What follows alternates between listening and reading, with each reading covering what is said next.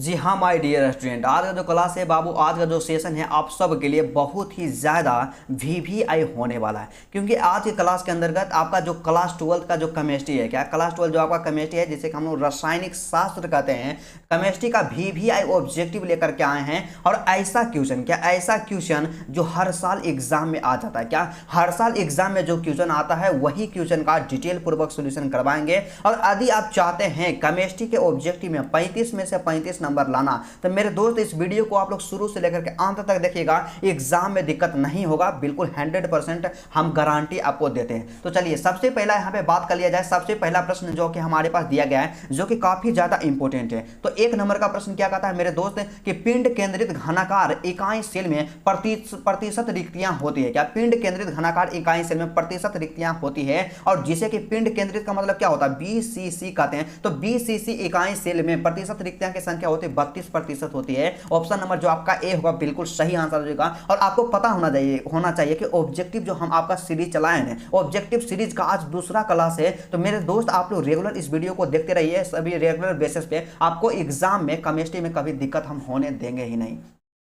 तो चलिए अगला क्वेश्चन के बारे में बात कर लेते हैं, लेकिन उससे पहले जो भी मेरे दोस्त यहाँ पे इंग्लिश मीडियम वाले मेरे भाई हैं, हमेशा यहाँ पे परेशान रहते हैं, तो आपको परेशान भाई कभी भी मत होना है, ठीक है। तो क्वेश्चन क्या कहता है कि the percentage of voids in body centre cubic मतलब बीसीसी यूनिट सेल इज, यहाँ पे 32, क्या 32% हो जाएगा। तो यहाँ पे क्या 32% होता है मेरे प्यारे बच्चों। ऑप्शन नंबर जो आपका ये होगा बिल्कुल सही आंसर हो जाएगा। और वही बात करते हैं ना जी नेक्स्ट क्वेश्चन के बारे में, जो अगला 2 नंबर का प्रश्न हमारे पास दिया गया है। तो दूसरा प्रश्न क्या कहता है बाबू, दूसरा प्रश्न का कहना है कि वह विलयन जो राउल्ट के नियमों से धनात्मक या ऋणात्मक विचलन दर्शाता है उसे क्या कहते हैं। आपको हमेशा याद रखना चाहिए कि वैसा विलयन जो राउल्ट के नियम से धनात्मक या ऋणात्मक विचलन को दर्शाता है ना ब्रदर जी, उसे अनादर्श विलयन कहते हैं। क्या उसे अनादर्श विलयन कहते हैं। ऑप्शन नंबर जो आपका सी होगा बिल्कुल सही आंसर हो जाएगा। और वही बात कर लेते हैं नेक्स्ट क्वेश्चन के बारे में। तो अगला जो क्वेश्चन हमारे पास दिया गया है, और इंग्लिश मीडियम वाले जो भी मेरे दोस्त होंगे यहाँ पे ऑप्शन नंबर सी मार लीजिएगा, नॉन आइडियल सॉल्यूशन मार लीजिएगा, ठीक है। तो चलिए अगला क्वेश्चन जो हमारे पास दिया गया 3 नंबर का प्रश्न।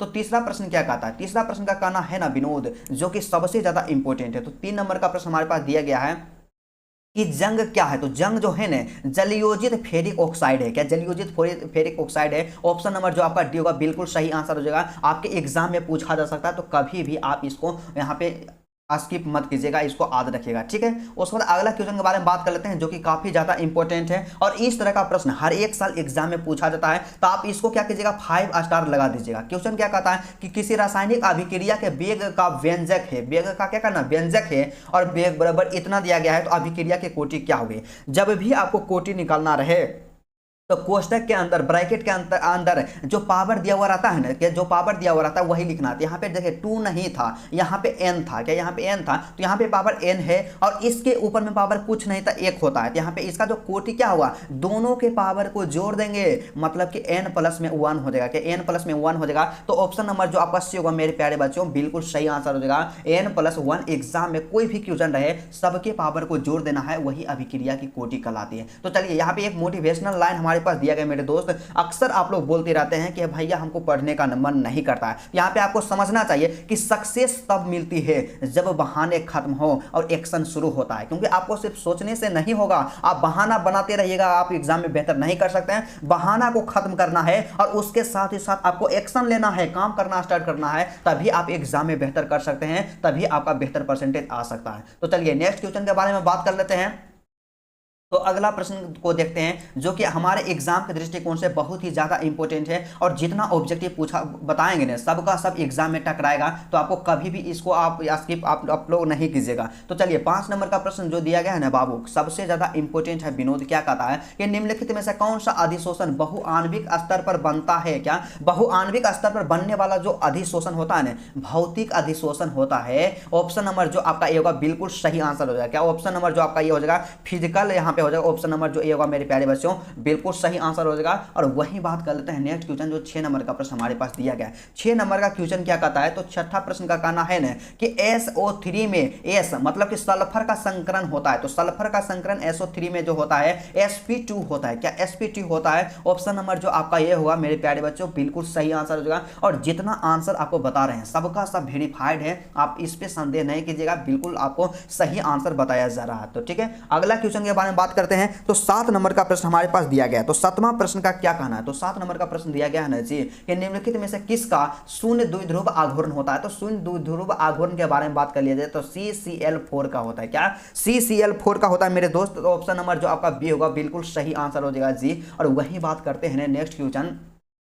तो अगला क्वेश्चन जो हमारे पास 8 नंबर का प्रश्न दिया गया, तो 8वां प्रश्न का क्या कहना है कि निम्नलिखित में से कौन सा ऑक्साइड अनुचुंबकीय है। क्या अनुचुंबकीय ऑक्साइड के बारे में बताना है। तो इसका जो सही आंसर होगा ClO, क्या ClO2 होता है। क्या ClO2 होता है और इसे हम लोग क्या कहते हैं, क्लोरीन डाइऑक्साइड कहते हैं ClO2। ऑप्शन नंबर जो आपका यहाँ से बी हुआ मेरे प्यारे बच्चों बिल्कुल सही आंसर हो जाएगा ऑप्शन नंबर बी। मतलब which of the following oxide is paramagnetic. क्या पारामैग्नेटिक जो होता है क्या होता है Cl2 होता है। ऑप्शन नंबर जो आपका बी होगा बिल्कुल सही आंसर हो जाएगा। और वही बात करते हैं अगला प्रश्न जो हमारे पास 9 नंबर का दिया गया है। तो 9 नंबर का प्रश्न क्या कहता है, एग्जाम के दृष्टिकोण से बहुत ही ज्यादा इंपॉर्टेंट है, क्योंकि कहा जाता है मेरे दोस्त कि अगर है दम तुझ में तो जमाना बदल दो। क्या अगर है दम तुझ में तो जमाना बदल दो, अपनी पसीने की ताकत को समझो और आज से मेहनत का पैमाना बदल दो। तो दिन रात आप मेहनत कीजिए, एग्जाम में आपको बेहतर करने से कोई नहीं रोकेगा। और 9 नंबर का प्रश्न है कि एक एमीन का सामान्य सूत्र होता है। देखिए एक एमीन जो होता है ना, एमीन का जो सामान्य सूत्र होता है मेरे प्यारे बच्चों क्या होता है। ऑप्शन नंबर ए इसका सही आंसर होगा कि CnH2n+1 यहाँ पे n होता है। ऑप्शन नंबर जो आपका ये होगा बिल्कुल सही आंसर हो जाएगा कि the general formula of an amine is, यहाँ पे क्या हो जाएगा CnH2n+1 n होता है। ऑप्शन नंबर जो आपका ये होगा बिल्कुल सही आंसर हो जाएगा।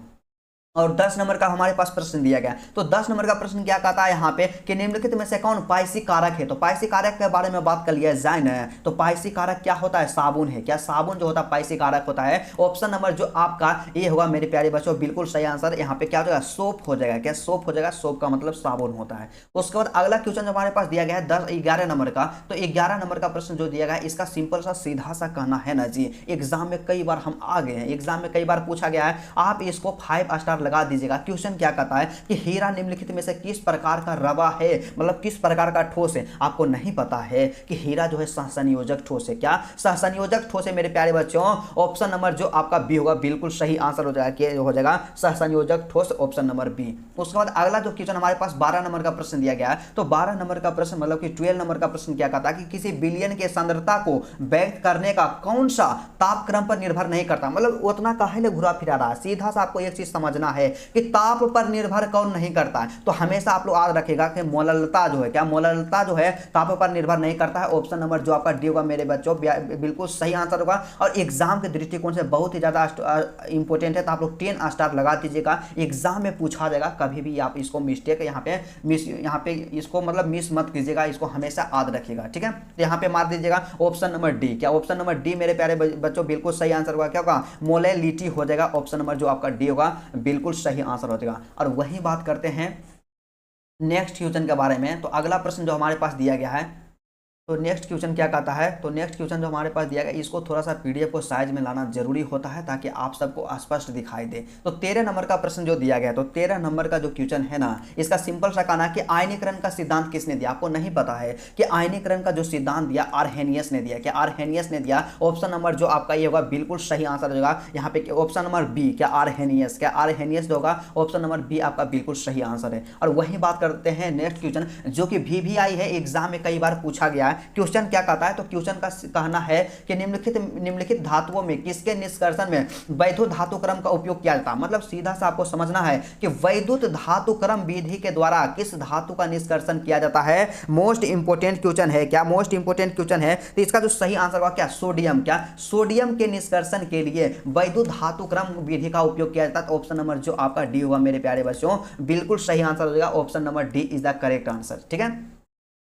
तो चलिए यहाँ से आप लोग इंग्लिश मीडियम वाले स्टूडेंट होंगे तो यहाँ पे ऑप्शन नंबर डी मार लीजिएगा। एग्जाम के दृष्टिकोण से मोस्ट इंपोर्टेंट है, वीवीआई क्वेश्चन है और सबसे अंतिम प्रश्न जो हमारे पास दिया गया है। तो अंतिम प्रश्न क्या कहता है, सबसे लास्ट क्वेश्चन जो हमारे पास दिया गया है एग्जाम के दृष्टिकोण से जब बहुत ही ज्यादा इंपोर्टेंट है कि निम्नलिखित में से कौन ऑर्थोफॉस्फोरिक अम्ल का अनुसूत्र है। तो ऑर्थोफॉस्फोरिक अम्ल के अनुसूत्र के बारे में बात कर लिया जाए ना तो H3PO4 होता है। क्या H3PO4 होता है और इसको फास्फोरिक अम्ल कहते हैं। क्या फास्फोरिक अम्ल भी कहा जाता है मेरे प्यारे बच्चों।